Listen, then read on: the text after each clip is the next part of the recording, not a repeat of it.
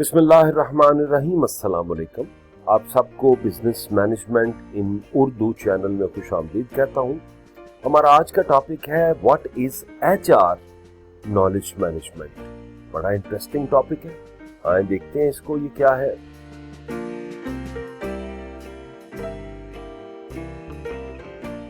The practice of centralizing all HR records, policies, information and knowledge makes it simple for anybody within the organization to assess and update that crucial information from anywhere.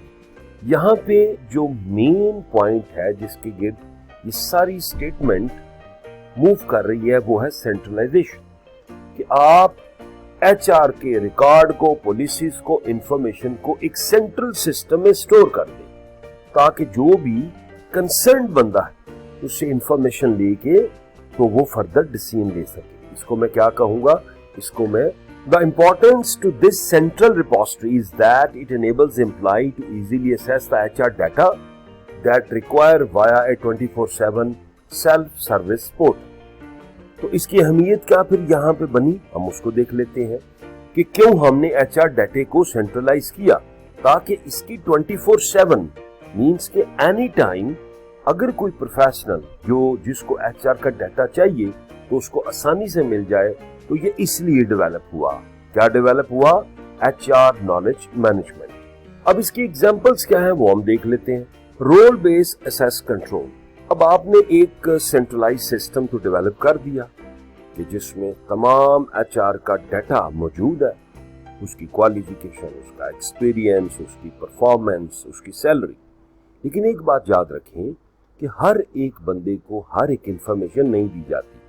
तो जब आप ये system develop करेंगे तो हर position के लिए उसका एक रोल डिफाइन करेंगे कि एक बंदा सिर्फ एक्सपीरियंस को देख सकता है, एक आपका जो एक्सपर्ट है वो पूरा डाटा देख सकता है, एक जो आपका एक्सपर्ट है वो 60% डाटा देख सकता है। तो जो जिसकी रिक्वायरमेंट है विद इन 24 आवर्स वो उसका डाटा देख सके। सारी इंफॉर्मेशन हम नहीं देख सकेंगे और ना देखनी चाहिए। दूसरा पॉइंट, इंप्रूव ऑन बोर्डिंग।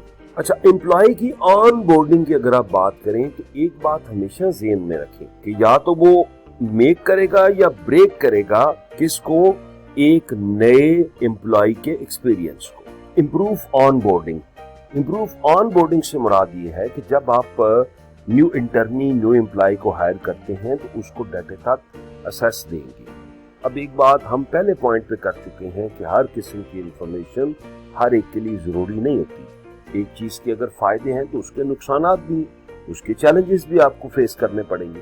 तो ये चीज आप ध्यान में रखें कि जब भी आप ऑन बोर्डिंग करेंगे नए एम्प्लॉय की तो ये मेक श्योर करें कि उसको किस लेवल तक रखना है और कितनी इंफॉर्मेशन देनी, otherwise company can suffer losses. Next point है get the information you need. अब जब आपने एक सेंट्रलाइज सिस्टम डेवलप कर दिया तो ये तो बड़ा आसान हो जाएगा कि मुझे इंफॉर्मेशन मिलेगी, और अगर मुझे वक्त पे इंफॉर्मेशन मिल सकती है तो मैं टाइमली डिसीजन ले सकता हूँ। तो ह्यूमन रिसोर्स से रिलेटेड कुछ भी डिसीजन अगर आपने लेने हैं और विकास के आपके पास इंफॉर्मेशन मौजूद है तो ये ज्यादा इजियर हो जाएंगी चीजें। और अगर आप डिसीजन मेकिंग में फास्ट हैं तो आपकी परफॉर्मेंस भी बढ़ेगी, प्रोडक्टिविटी भी बढ़ेगी। Next point, fewer mistake. अब चूंकि आपने एक डाटे को बड़ा फिल्टर करके, बड़ा वेरीफाई करके उसको आपने डाटा बैंक में सेंट्रलाइज किया है, तो आपका जो मिस्टेक्स के जो चांसेस है जो मैनुअल काम में हो सकते हैं या इवन